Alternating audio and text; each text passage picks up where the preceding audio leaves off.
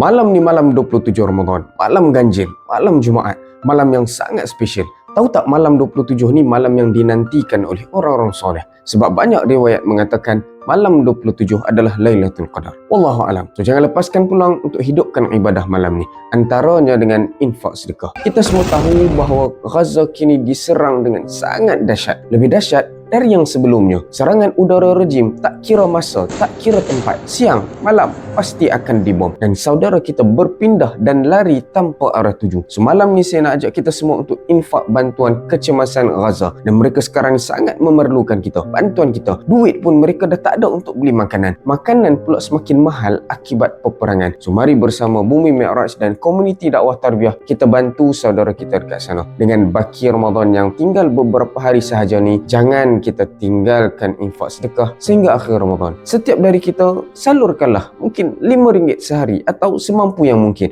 dan ambil peluang baki Ramadan yang kita ada ni nak hantarkan bantuan secepat mungkin. So klik link di bawah untuk infak.